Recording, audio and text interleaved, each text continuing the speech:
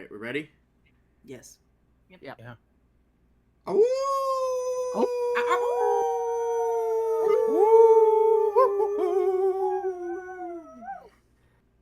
Woof.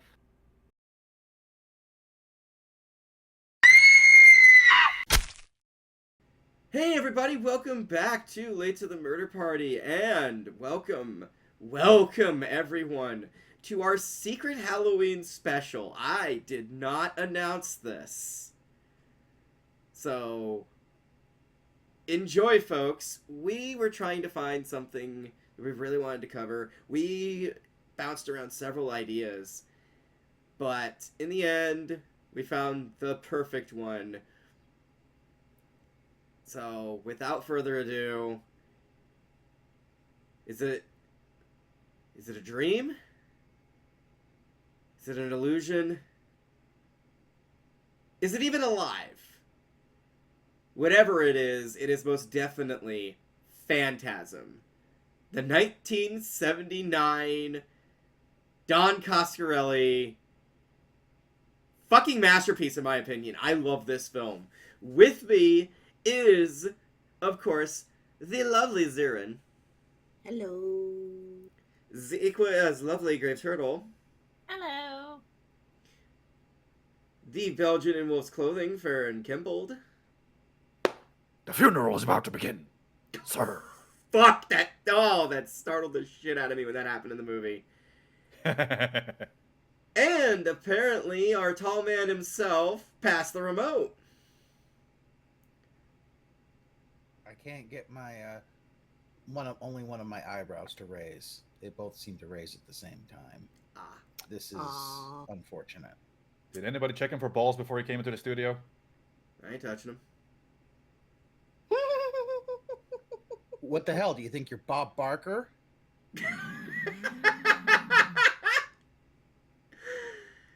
Yeah, so for those who aren't aware, Phantasm, like I said, 1979, right out around the same time, like you got it right in the same ballpark as with Halloween. Mm-hmm. This, oh my god. Low budget, what should have been seen as schlock, was treated as schlock by reviewers, especially fucking Roger Ebert, but then again, I don't think that guy actually understands the concept of horror. It's weird. It's weird because I actually did read. It's so weird because it's like he has to understand horror because I've read the review he gave for Halloween. Mm-hmm. Oh my god, it is like the most glowing review of go see this movie. Seriously, go see this. Like it is. His Halloween review, it's like, yeah, no, it's glowing. He loves it. But then he doesn't like any other horror. It's like, what? I guess you just have to hit a very particular button in his brain for it I guess for him so. to register as positive. The only other one I know that registered positive was actually the first Final Destination film. That's interesting. He found that, yeah, he said it is creative, everything, and he loved it, and he's like, naturally, we know it's going to spawn a bunch of lackluster sequels. Okay, but here's the thing with Ebert. Like, his whole thing was, like, very much about the human journey. Mm-hmm. So it's like, in most horror films, you're not supposed to care about most of the characters. And unfortunately, he cares too much. And so when he sees people who are there that are just meant to be the meat, Mm-hmm. like, we understand that as a trope. In fact, we understand that is necessary for a lot of horror movies. Yeah. But for him, it's just like, what is this? This is senseless. This is stupid. Why did you put them here only to be killed? Yeah. And Which he is just actually can't kind get of past funny. that. Which is actually kind of funny with Phantasm because it was actually an outlier because there's actually a lot of like good relationship building between like our three main dudes. Hell, there was so much backstory and what have you not that Dom practically had to like cut the movie in half. Yeah, it was a just 3 too hour. much. It was a 3 hour film. The original cut is 3 hours. Yeah, it was 3 it had hours. to be cut down to 2. No, cut down to 90 minutes. Less than 90 minutes even. Yeah, less than 90. Yeah. 90 minutes because the fact is they want to. The reason you do that is less than 100 minutes, you can get an extra screening in a movie theater. It was cut down to 89 minutes. Mm-hmm. Yep. Yeah, like I said, like barely 90 minutes, and like a lot of that footage is lost. Although some of it was recovered and eventually used in one of the sequels. Nice. Yep. But even with all of that, cut content, there's still a lot of relationship building in. Oh yeah, very There much is. so. Yeah, especially even- between the brothers and their friend. Reggie, my boy. Reggie. My boy. Oh, Yeah, I But would like, love. and even with the stuff that has been cut, it still adds to the atmosphere of the movie because a lot of this stuff is very dreamlike. Some of it does like work on dream logic. Like there's a lot of times where you're not really sure where our stuff is going, but that is in the end that's kind of intentional. Oh yeah, like that's one of the things. Again, It is no secret that I am a horror for the Nightmare on Elm Street series. Like I'm a Freddy Which took slut. a lot of inspiration from this movie. I'm a Freddy slut. Yeah, I fucking love the Nightmare movies. And as soon as when I first watched Phantasm, I'm like, did you see this, Wes Craven? Oh, he did. Mhm. He Yeah, definitely he did. Definitely did. And I'm like, oh my god, because so much of the shit, like some of the techniques he did and everything, like the stuff that you would see in Nightmare. The ending stingers Yes. both being the same practically. Yeah. Yes. Oh yeah. And this definitely predates it by a good few years, and I'm like, Yeah. okay, all right, I'm down for this. If you took that one iconic shot in Phantasm and you did that with Freddy, I mean, it would still work. Oh, you could have him totally like over a bed as like ghouls Over fucking a grab bed. someone. Yeah. Which is also something funnily that happened in this movie.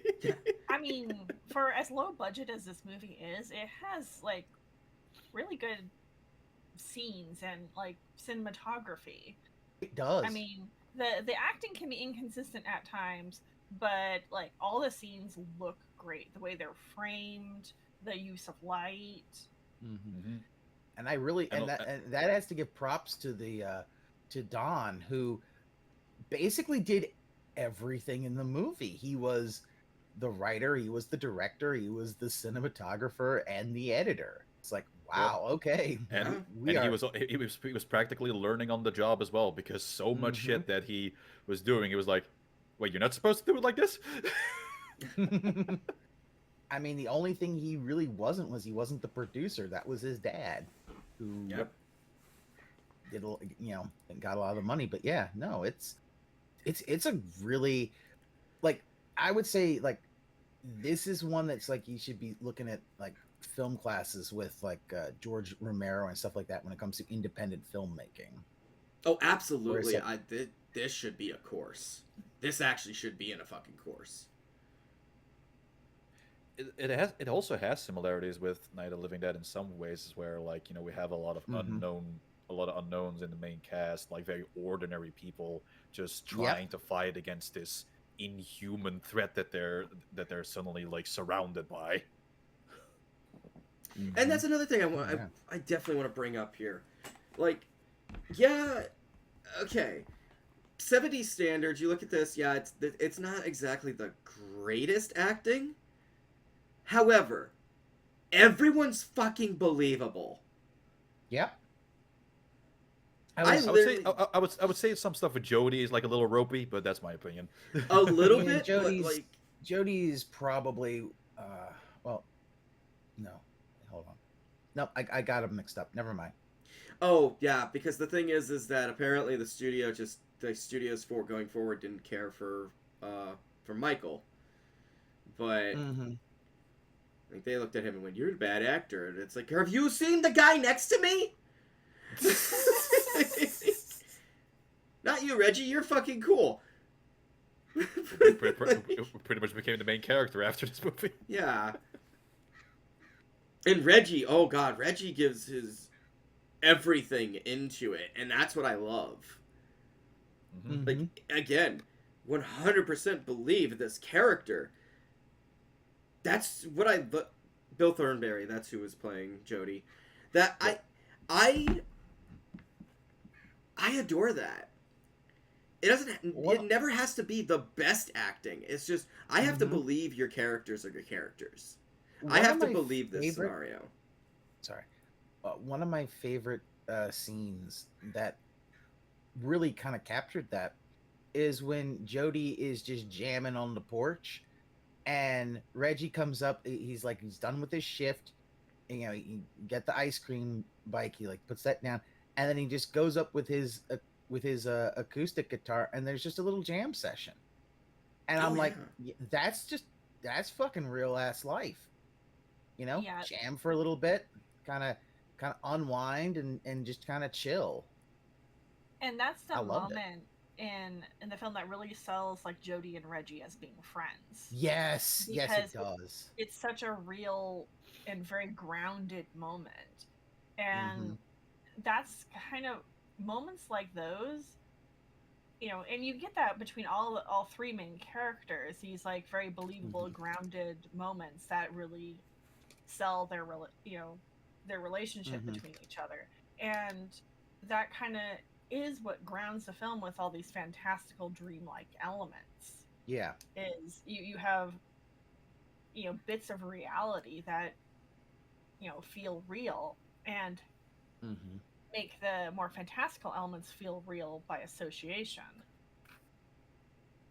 And to top it all off, like, I know, based on the casting, it's like, oh, you have these two brothers and, you know, the older brother's best friend, but when you consider how this movie plays out, as well as the movies that come after, it's like, I'm sorry, it is a story about three brothers. Yeah. Yeah. I mean, It is. basically, Like, yeah. and as somebody who grew up that kind of small town, like the setting of this film, every sibling group has like that honorary sibling friend. Yeah. Yep. And Reggie plays into that perfectly. It's like he doesn't look like a member of the family, but the moment you see him interacting with them, it's like, oh, he's part of the family. Yep. And it really helps to cement the journey of these three because, oh boy, is it a journey? Oh yeah. And it's like, Alice didn't fall down the rabbit hole, she fell into a quarry and hit her head. Yeah. A big red quarry with a suddenly larger gravity than anything else. Before we get into this, though, Grave, I hope you don't mind. I want to move you. If it would cooperate. Pick up the turtle. Move the turtle. Trying to. There we go. OBS in action. Let's see if I can. Can't really shift it. There we go. The turtle is floating now. I mean, no, it's gripping. There. I'm gonna move myself over just a little bit, but with I your want a ears- I want a turtle on my shoulder. Okay. yeah, but the thing about it though is because you've got the ears for Halloween, she can't whisper sweet nothings in your ear because it's too high up. Hmm. Ookami can True. have two sets of ears. Is that how cat girls work? Yes. Yes. Depends, Oh. but yeah, often, yeah. Haven't you seen Loveless? 2 sets of ears. Yeah. I don't we know if pass for love. Yeah. No. Most cat girls have a lot of hair, and you don't see the human ears. So I just thought they didn't have them. Oh, I still love that explanation of how do you it's like, hey, hold on, so you're a cat girl, right? Yeah. So how, and you're wearing glasses, right? Yeah. How do you get those to stay on? Oh, I glued them to my bangs. Oh, that makes all the sense. Okay.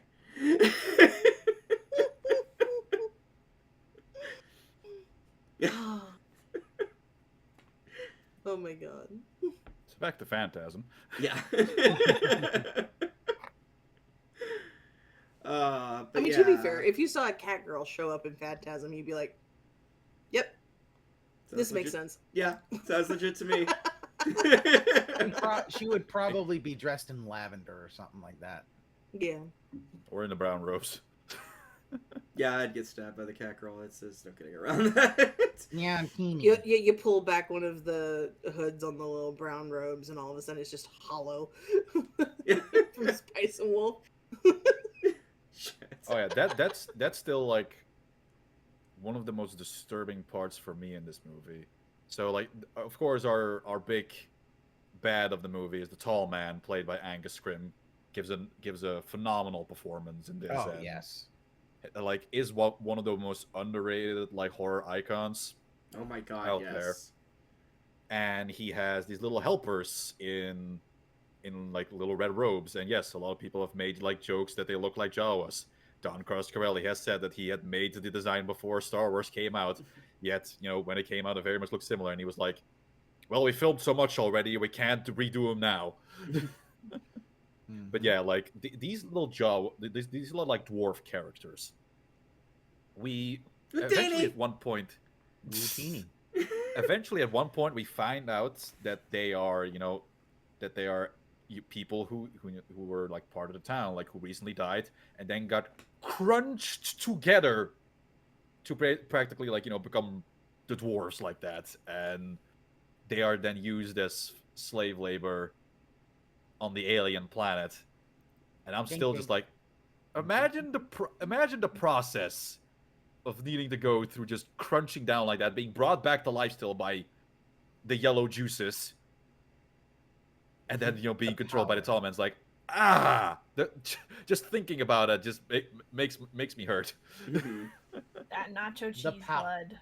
I was gonna go with honey mustard. It is very powerful. It's is so very powerful. opaque. It's so It's opaque. true. Though. Mhm. Actually, Well, it's supposed to be Very embalming fluid, but Yep. which, fun fact, yes, when embalming fluid goes really bad, it turns yellow. That makes sense. Yeah. Well, I mean, all the But- red blood was very opaque too. So Oh yeah. maybe It that's was just how it works in the definitely- universe. It definitely felt a little more like Kensington Gore. It was, or like the Hammer, where it's like, did you get that at Sherwin-Williams? Fun fact: But- there is a paint color called Hammer Horror Red. Hmm. Huh. I am not surprised. Nice.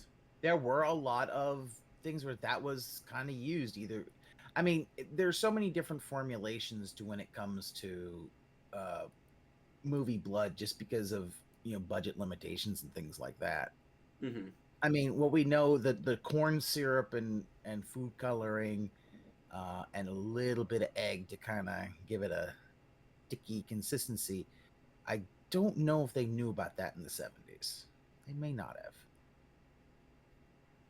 I think that was a thing that came around in the 80s. That might have been. I know that there was a formula that Sam Raimi used for Evil Dead that I think Bruce Campbell once posted, and I want to say that was the one that I was kind of thinking about. But You want to talk about crazy colors and of blood in a fucking film? Yeah, I watched the original Evil Dead. Yeah. It was like Evil Dead and Evil Dead 2, is where you're just like, what the fuck is happening? I mean, with all the stop motion that was happening in Evil Dead 1 and like disintegration, I think it was there. Yeah. Oh no, the what the fuck of that series is definitely Evil Dead 2. Mm-hmm. That too. Oh yeah. Because I made the sad mistake of watching those 3 movies when I was extremely ill. Oh. oh dear. I think 2 was just when my fever hit peak, and I'm like, what is happening? Am I dead? Is this my wake? Am I in hell?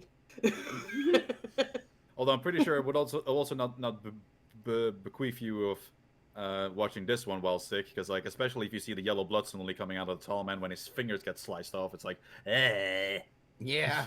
Honestly, every time I see the yellow blood coming out of the tall man, all I can think is, have a severe craving for pretzels and beer cheese. Right? No, I Which do. I know beer cheese is not a real thing in Europe. I know that, but it's a weird phenomenon here, and I just go, pretzel finger. And I do love that. Oh my god, anything in the is it a mausoleum? The Mausoleum, yes. mausoleum. That's the word. I was like, yeah. Anything in there is just fucking creepy. Like they did Have a you ever really good been job. in a mausoleum? I have not had the pleasure. Trust me, they are inherently creepy at night. Mm-hmm. Oh, I A can see lot that. of modern mausoleums have now become kind of these power-sucking structures that there's like a lot of talk back and forth on whether or not we should keep building them, because a lot of modern mausoleums like have a shit ton of lighting for people who show up past sundown, because unless it's severely bright in there, it's like walking through a fucking labyrinth of these. Yep. Like, imagine if you were walking through the original Doom, but all the walls were white. Woof. Yeah, that's what it feels like. Okay, Nah, now no, thank you. now I need to have a mausoleum that just puts E1M1 on overhead. See, As I you're think walking. if we search for it, we might find a WAD actually that is just the mausoleum for Doom. I mean, can see probably. it, yeah. But yeah, no, like everything that happens in there is just fucking creepy. Oh, Like, when they run took very through- little from like the lighting. Mm-hmm. Like a lot of that is just them taking advantage of the mausoleum at night. Mm-hmm. Yeah. It's so eerie. It's so eerie. By the way, guys, I know we're not giving a whole lot in terms of like story and context for this movie. That is borderline impossible.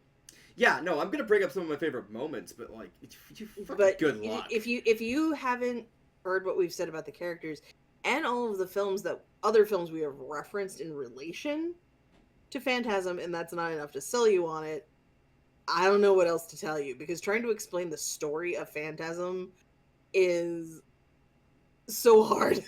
Like, let me Yeah. put it this way on top of that, and then just how far-reaching this film is when it comes to influence. Modern day Star Wars actually has a fucking connection to Phantasm. Captain Phasma. Yep. She was a literally chrome a dome. reference because of the fact that Abrams saw the armor, and he saw what the makeup department did, or the props department did with the armor and how chrome it was, and he's like, that reminds me of the ball from Phantasm. Wait a Phasma! minute. Brilliant! And I'm like, you know what? I will And- give you that one. I'm not gonna and give you, I'm not gonna take that from you. The fact that doesn't have a whole lot of lines just is part of how the tall man just kind of just looks at people. And the tall man, when I he don't looks at people, is just terrifying. That is true. Oh yeah, like But Captain Thi- Phasma's this- not terrifying. No. yeah, like She's Angus. a jobber. Mm-hmm. Like A Angus sexy Scrimm. jobber.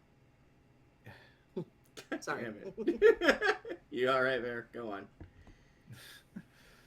Yeah, because this particular role was like a very big departure for what Angus Scrimm used to do. Like before this, he did a lot of theater stuff, and he was like mostly like happy people, and like he was like always trying to make people laugh, have you not? And then he had the opportunity to like play a horror character, and boy did he lean into it. Mm-hmm. I see what you did there. What? You said lean into it. Well, that. Well, you said boy. Boy, did he Oh, lean into it. Oh, boy. Unintentional. Unintentional pun. Ba-da-ba-ba-da-ba. But yeah. Oh god. I think we see the fucking the caretaker like trying to get him, and we see that's when we see the ball for the first time. Yep. Oh my god, the ball. The balls are like also like one of those more underrated and especially haunting like devices in any horror Yeah. movie, because like they're they're practically like sentient balls, just looking around for people to just get in their skulls and then just screw their way into the head and drain them of all the blood. Yeah. Like, It reminds. Mhm. And say, the it fucking reminds me of this- fountains of blood you get out of Mhm. him is just. Oh, yeah. Oh. Yeah, your fountains of blood from the head. Okay, but it does remind me of the. It is creepy, although not as creepy in the same kind of way as, let's say, like the ball droid from Star Wars, because that one is just like, we're not going to show you what that thing can do, Dr. Ball MD. But this one is just like, hi, can I have the juices in your head? Thank you. Yeah. It just comes out with like this, it's like giant bit drill and just like, Oh my god. Yeah, because you already have, like, it pins itself with blades, and then it's like, yep. Now we're gonna drill. Wait, what? Ah! Like, yeah, it's amazing. I mean, Literally- you already have the sticking happening, which is already hurting to you, and then you see the drill just slowly coming towards you, like, and then it goes into the bridge of your nose. Yeah. Ah, Oh, yeah. Well, what's even funnier to me personally is that where it grips is the frontal lobe, and then where the drill comes in, I need to stop putting my hands on my face. It's making my character wig out. VC face is getting very confused. But where it drills is it's actually slightly north of the bridge of the nose. Where it hits is where, if you're staring into someone's face, where the pineal gland is in the brain. So it's God, we have a connection to From Beyond. Yes. Yep. Like, it's literally drilling into what a lot of people consider to be like the soul center of the brain. Yeah. And I wouldn't call it that, but the symbology is there. Oh, I'm sure It's like, no. I'm not only gonna drain you of all your blood as fast as possible. Basically, literally sucking it out from the top of your head like it's a fucking vacuum. Mhm. But I'm also going to just lobotomize you, not just through the brain of the frontal lobe, but go straight into the core of your brain. Mhm. Which I love that design wise. Also, I would pay good money to see like the whole like blood squirt out from the mausoleum scene, because that shit shoots like at least 3 feet. Oh, yeah. Like it's so gnarly, only for it to be like smash cut with a vampire just being like, "Ooh, free free drinks," and they just run towards it and they just start going like trying to catch it with their mouth, and then it's like, instead of a wet t-shirt contest moment, it's a blood shirt. It's a 70s version of the Blade Blood Rave. Yeah, I was gonna say, smash cut it with Blade Blood Rave. Yeah. Like just that kind of moment, like, vampires gone wild. Yeah. Oh god.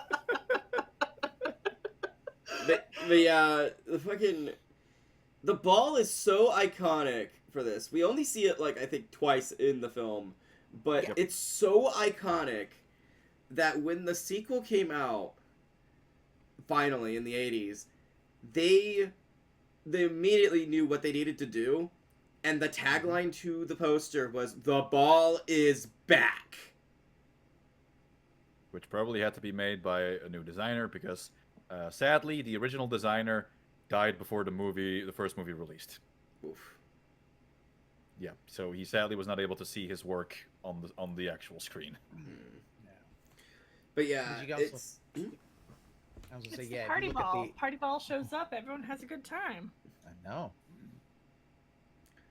And Fun you- filming technique advice with that as well is our old pal, the reverse shot, did a lot of lifting when it came to the ball stuff. Oh, I can see it. Because the balls in most shots were like thrown by like baseball pitchers away from the camera, and then just do the reverse shots to make it seem like it's coming towards the camera instead. Which was also the same when it then with the attaching to the face. Mhm. They already did the attaching to the face first, then pulled it off, and then once again reverse shot to like make it bloop, come on Reverse the shot face. I love reverse shot. One of the best things of being able to just. Oh hey, what do we? Okay, let's just reverse shot it. Hey, that makes things a lot easier. Well, it Yep, makes things a exactly. lot easier, and it plays with the mind just enough because it gives this very uncanny It does. visual of motion, and it makes everything Mhm. feel more surreal. I mean, just look at the thing. Mhm. Yeah, play with the speed a little bit, do a shot in reverse, play a shot in reverse, and all of a sudden the mind's just like, how the fuck did you get it to move like how'd you do it? How'd you do it? And it's so simple, it's ridiculous. And What so did you do? effective. But yeah, for me, that entire sequence is like, that entire scene is one of my favorites in the film, because you have that followed by him trying to run away.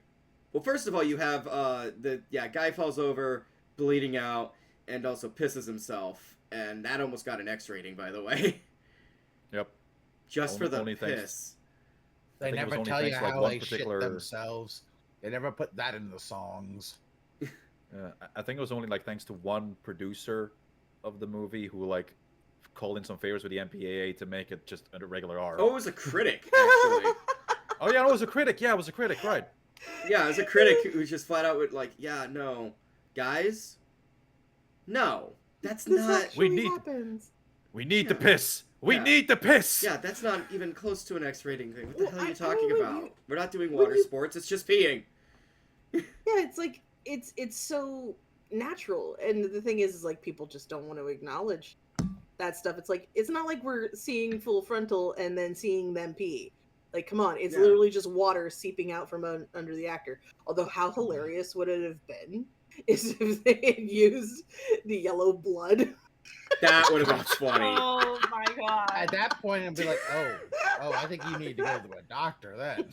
Like, Ugh. dude, That's too. do you even drink your water? Like, what the fuck?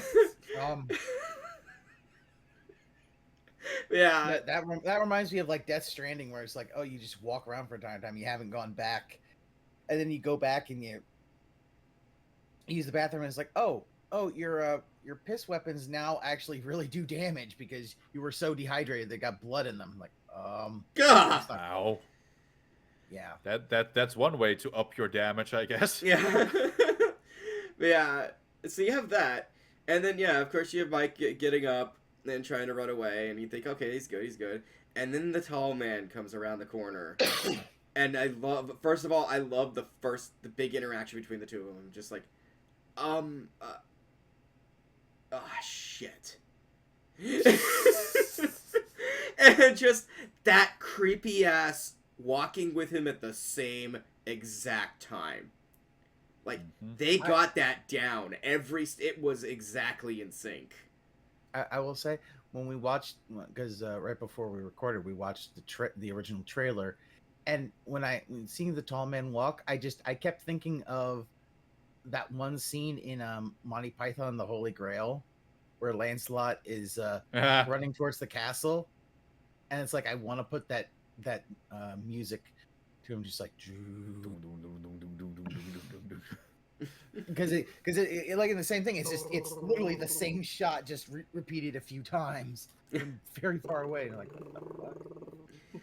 Yeah, but yeah, no, that whole, and then that chase as they he's slowly walking up and then manages to dodge and get past, but yeah, and then all the way up to him slamming the door, and you're thinking, okay, so he got away. And then you realize the hand, the fingers, the way they... Oh my god, that effect was just... I loved that.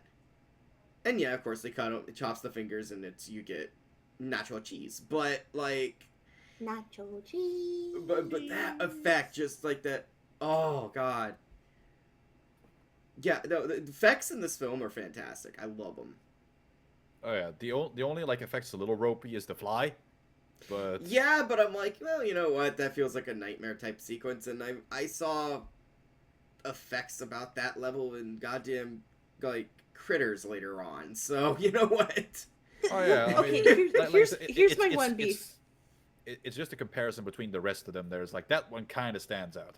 Yeah. Here's my problem with the fly scene. The fact that it was such a janky effect. And yet it doesn't really make sense in the continuity of the rest of the film. Like, you could get rid of the fly scene, Mm-hmm. and I don't think it would take away from the movie.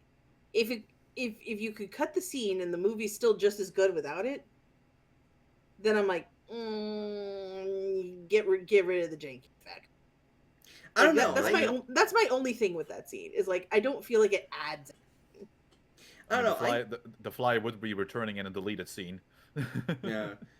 I mean, I feel to me like the weird ass, like the finger turning into a weird ass fly, that adds to like the kind of the like dreamlike quality of this fucking film. Where it's like you don't know what's real, what's not, like what the fuck is happening. And I mean later on, and spoilers, but like once we get to it, you'll understand what I mean.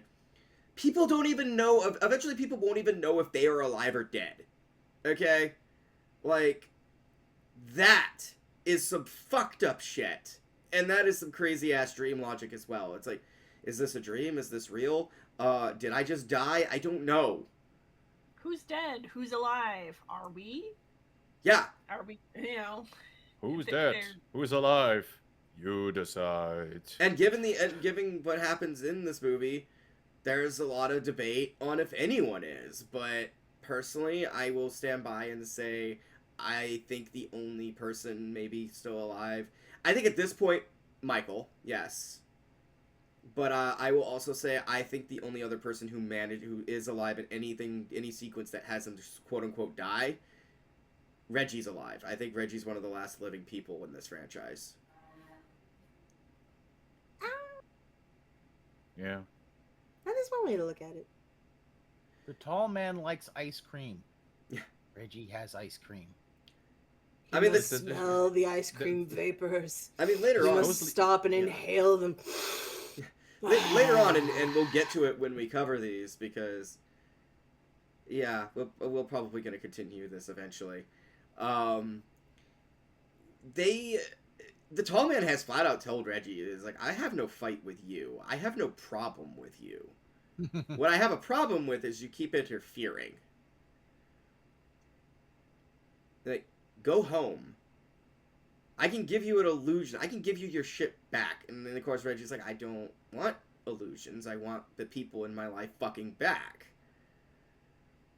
Like, that's... Yeah, so to me, I think Reggie is the only one who is, like, technically alive throughout the series. I think you could look at it from one of two ways. Either Reggie is the only one alive, or he's the only one dead. That is another thought. Yeah, a lot of people are debating that one too. Because it's like, if you start with the premise of Reggie is dead and all of these films are just his version of purgatory, that also makes sense. It does. There's a lot of ways to interpret this film. Interpret. Nobody knows the right answer. Nope. And No. the films are never going to give you the right answer because as they shouldn't. The thing. Because that's the whole thing, and you know why it's called Phantasm. It's like it's going to be a phantasm. You cannot fully explain it. I mean, it's debatable if we're gonna get another film since Rip. I don't think we're gonna get another one. Yeah, probably not. But I don't want them to recast the tall man. No. Of course, something I didn't know, and something I'm going to look into now. I did not know that there is also a series of novels and a series of comics attached to this fucking thing. Huh. Yep. It has comic books. It has novelizations. Like, not just novelizations, but it has, like, entry novels. Huh. So... Interesting. I am curious. And from what I can tell, my guess is all approved by Dawn. Probably. I guess Probably because he practically owns the rights. The only thing he doesn't own the rights to is Phantasm 2. Yeah, although he still directed that. He still directed that, but that was the one done by Universal, and Yeah. Universal still holds the rights to this. Yeah, what's funny is that like, although somehow I don't know, they were able to pull it off so that you can at least get to Phantasm 2 in the box sets. But Yeah. I guess maybe But they You just throw a like couple bucks. Yeah. But like, it has to come to that point where it's like, oh yeah, you can watch like Phantasm 1, 3, and 4 on one service, then like Phantasm 2 is only available on like fucking Tubi. Yeah. But yeah, Hi, diddly. yeah, the only one he didn't direct You didn't was hear it from me. Yeah, the only one he didn't direct was 5. Yeah. Yep, that one he only wrote. But he's still, yeah, it's his. You can definitely tell. Like, Oh, there's no yeah. problem. Is his babe.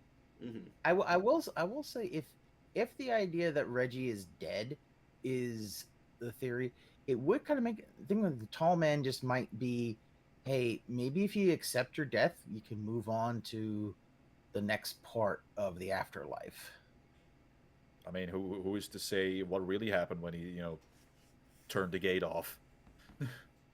Well, True. things were also kind of dreamlike even before the the Mhm. tall man really started True.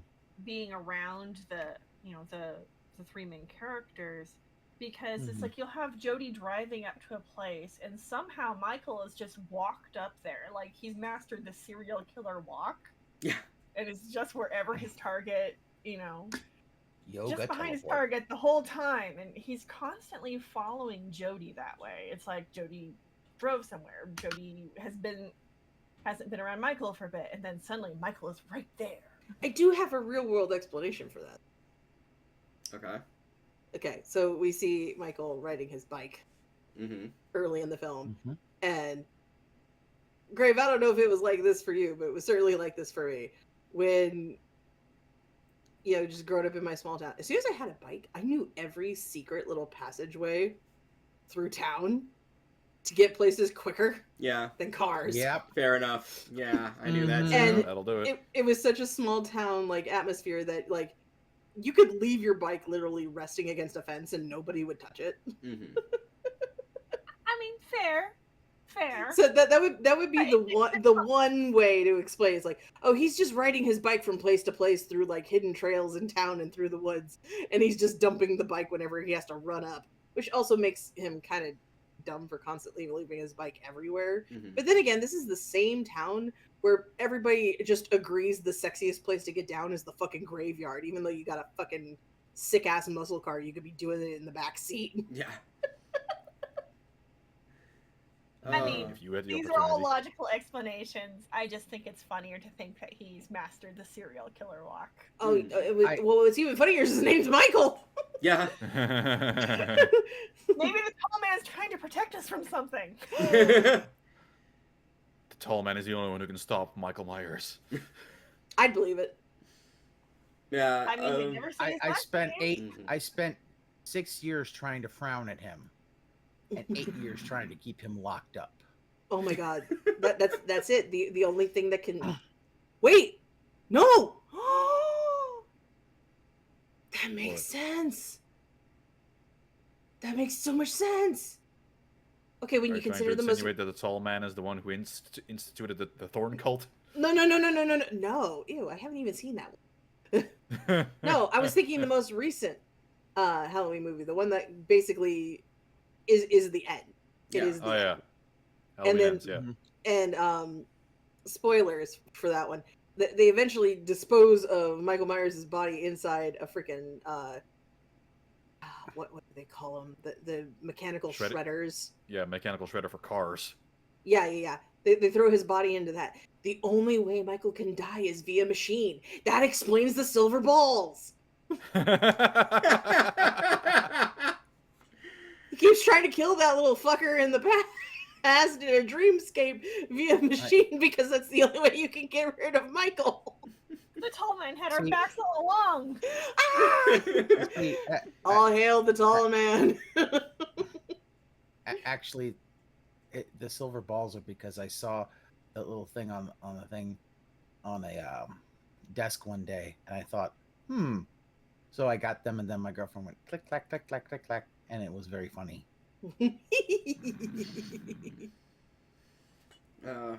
Yeah, another aspect. Oh.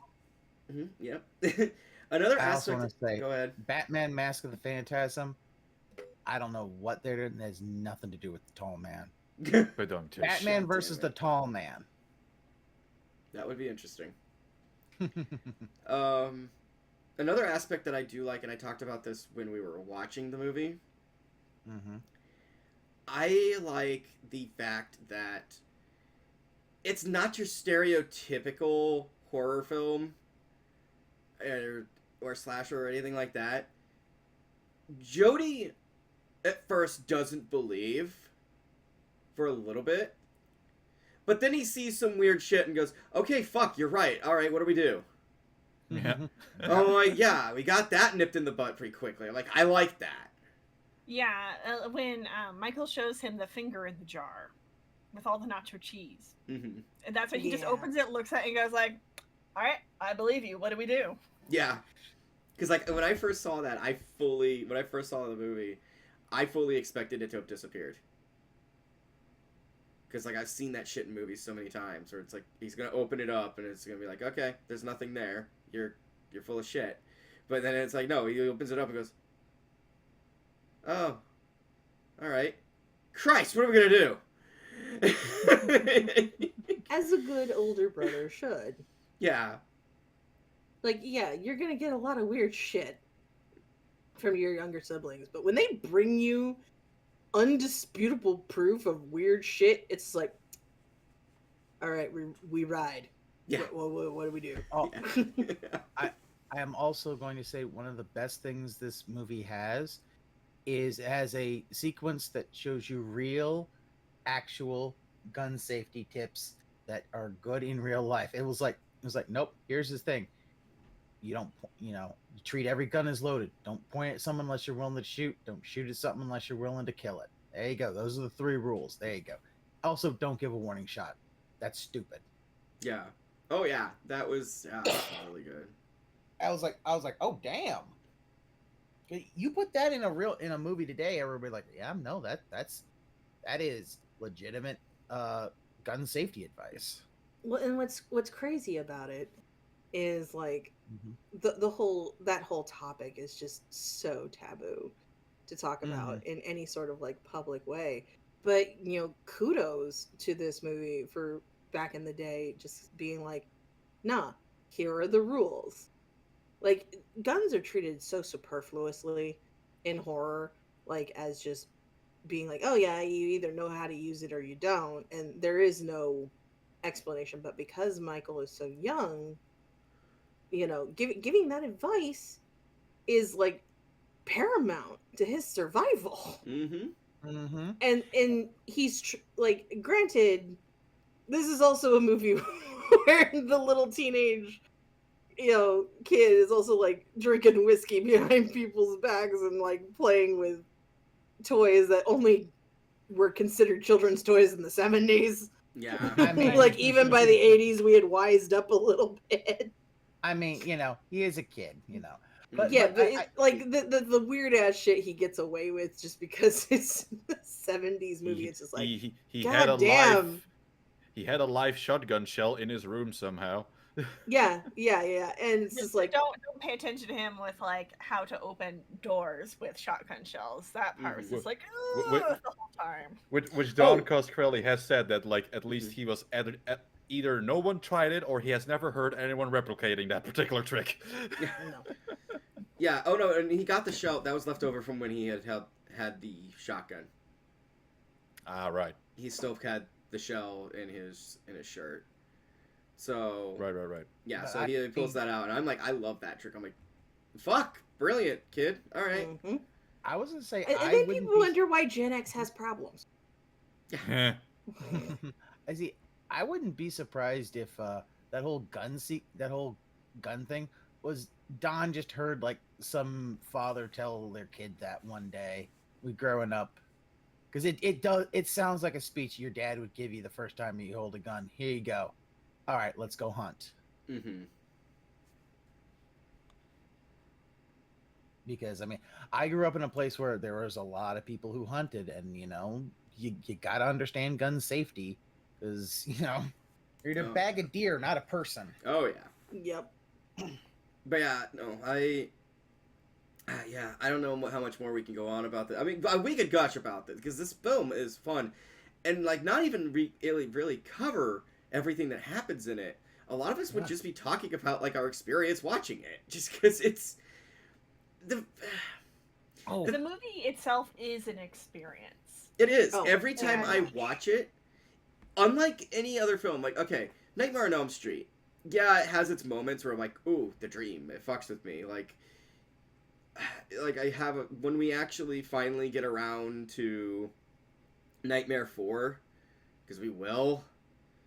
If I have anything to fucking say about it, we will. I will bring up a story I have of where I legitimately got tricked by the film, thinking that there was something wrong with my copy. Varren probably knows exactly what sequence. They can check in, blanking right now. but they can't check out. Ah, Yeah, that dream sequence fucked with me. right. Yeah, I actually literally stopped my DVD and I'm like, well, wait, no, it seems to be fun. What happened?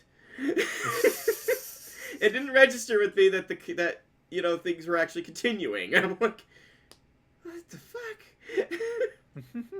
But I got me. Don't sing it. Don't sing it. Don't sing. Brain. Yeah, so like that happened, but no, this you can film. check out anytime, God damn but it! you can never leave. Oh my god. But yeah, Welcome to the Hotel California. yeah. This One final thing I do want to talk about with this movie is just how Mhm. good the main theme is of this movie. Oh my god, yes. The thing about Yeah, it the is one thing that we haven't gushed about is the soundtrack. it when I was watching it last night with Ookami just to kind of get refreshed up on it, I mentioned it reminded me of Goblin.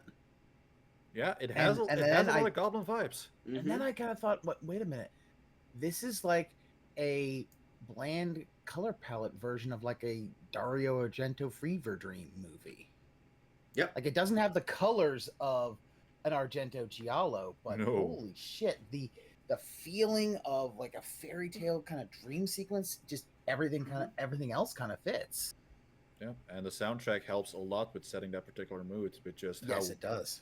how eerie it feels, how it's also like a bit hypnotizing in some ways.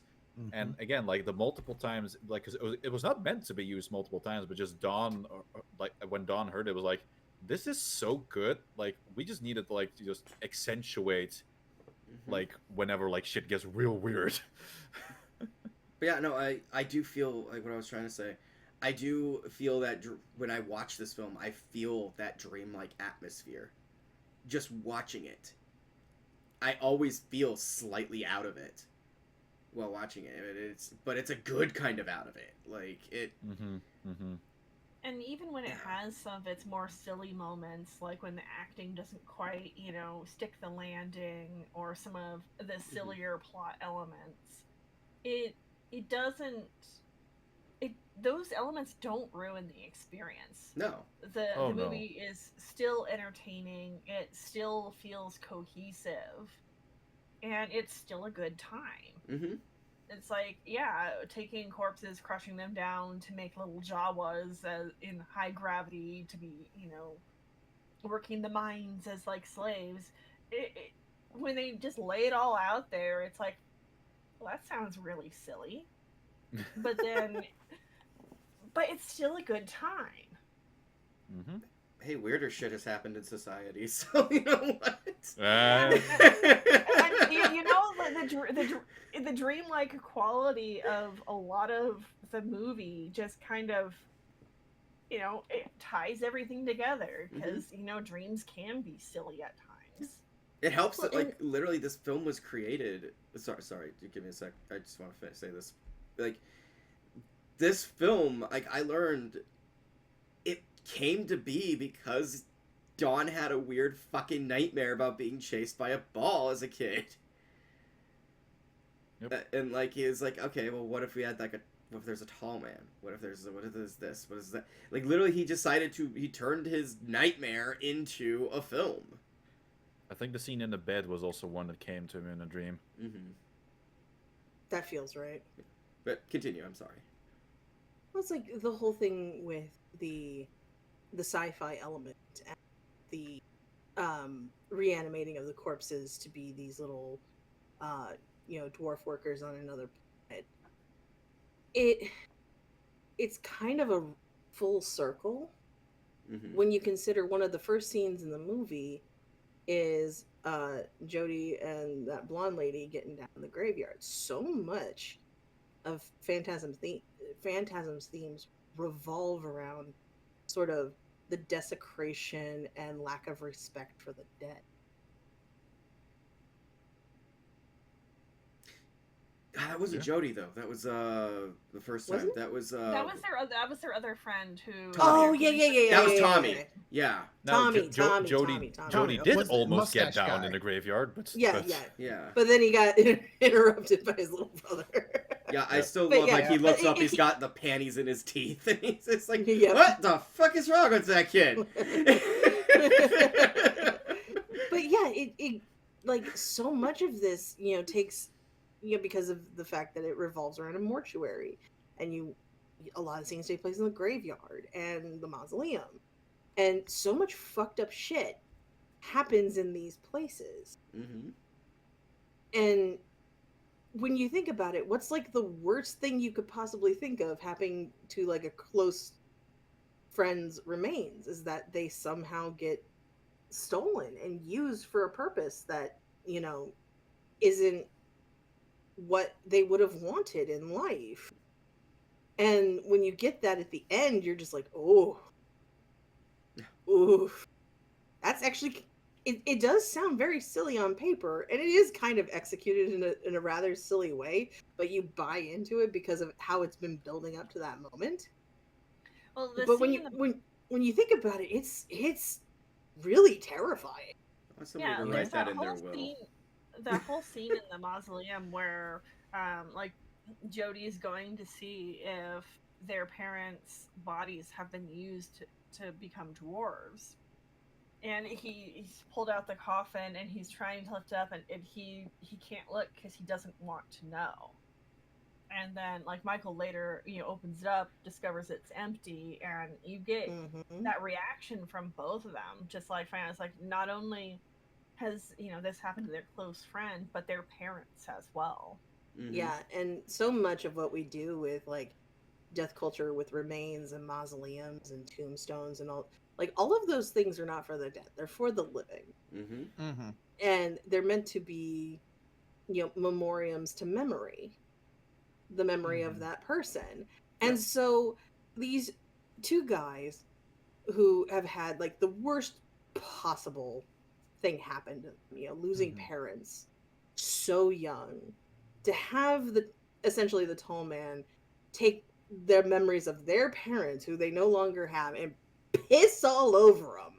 Yeah. Like that is a nightmare in and of itself.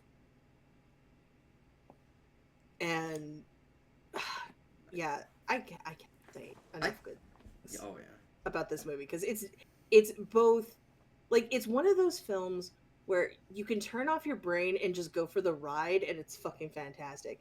You can also overthink this one to hell, and it'll keep you going on it forever. Oh yeah, there's a rabbit hole. There's an entire fucking rabbit hole online about this shit.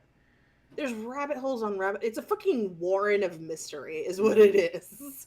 And you could sit there and read into it so many things that you want, and it just works. And in that way, oh god. What? I like this movie for the same reason I like The Shining. Yep. Whoopsie doodle. I only just noticed that now. Although I will say what you just said earlier, like Warren of Mystery. Well, that sounds like a a title for either like an horror anthology book or a good haunted house. Ooh. Warren of Ooh. Mystery, the sequel of Night of the Lepus.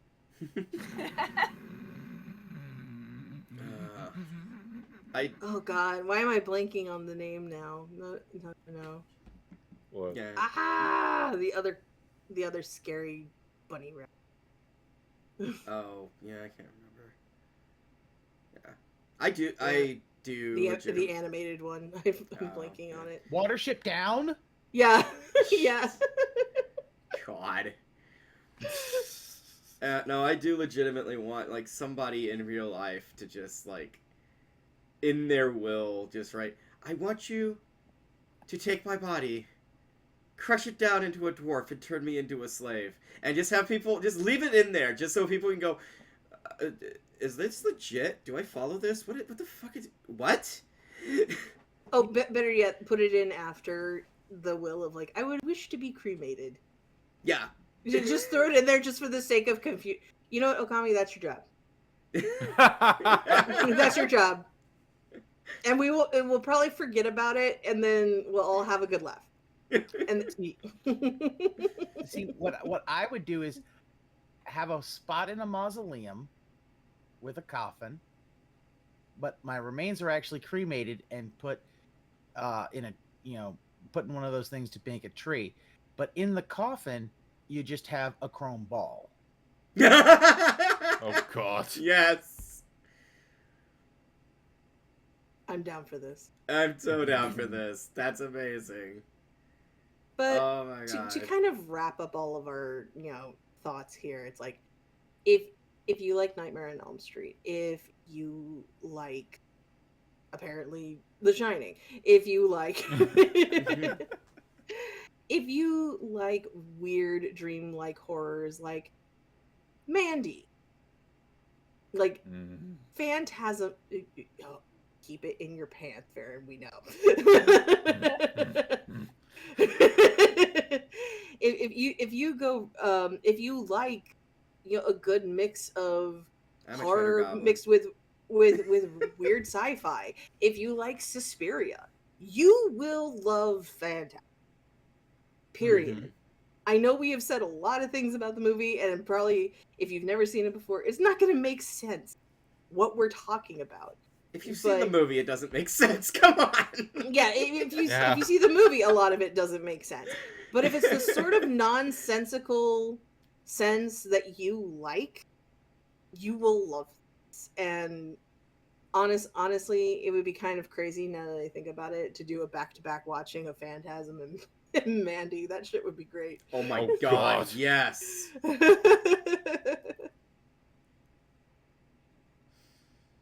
Yeah, I can't think of a 70s classic we could recommend any higher than this one. Oh yeah, like literally it's like this like my three go-to 70s classics. You've got you start off with Black Christmas. Then you go a few years later, you get to Halloween, and then you've got this. Like there you go. There are your three. Check them the fuck out. Interesting. Yep. And honestly, out of those three, the Phantasm is the one I could watch over and over and over again just to try and piece it together. Mm-hmm. Oh, Black Christmas is just good. I can watch that over and over again. Well, because my thing was like I was thinking, okay, there's four that would be like Texas Chainsaw, Black Christmas, Phantasm, and Halloween, and I'm thinking, okay, which one are you dropping? And I was like, okay. Yeah, because I just don't have that I don't have that attachment to Understandable. Texas Chainsaw. Understandable. But yeah, it's so fucking good, guys. Check these out.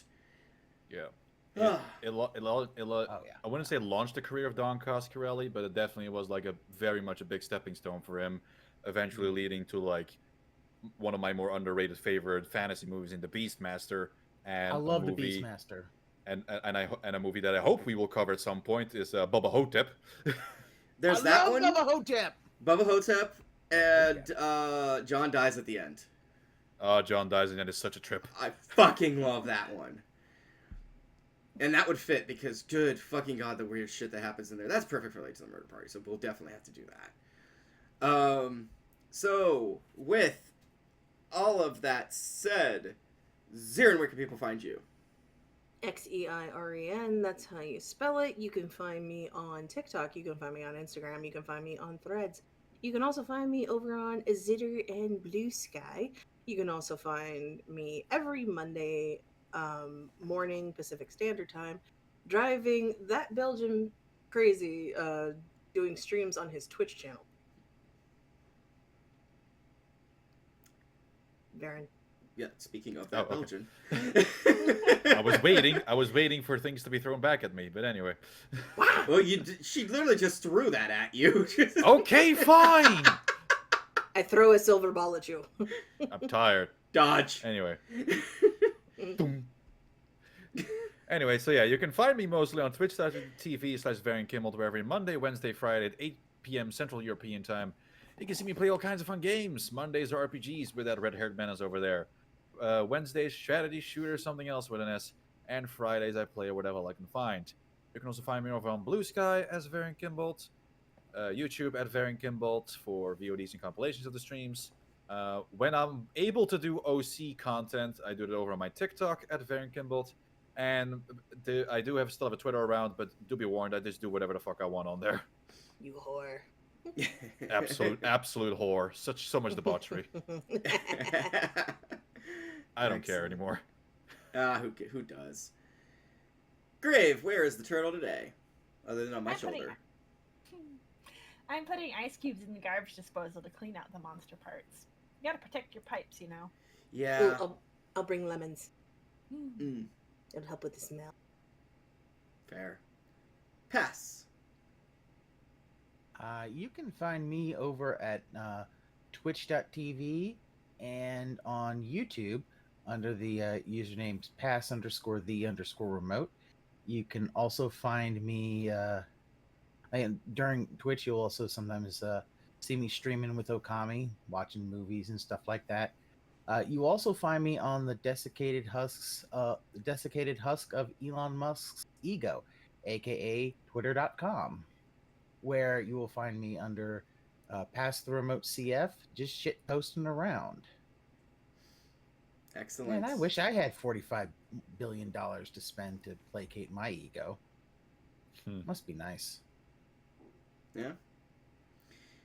And you can, of course, find me here on Podbean and YouTube with Wolfsid Productions. From goofy-ass anime to the shocking horror, Wolfsid Productions, your #1 stop for equally nerdy reviews of nerdy media.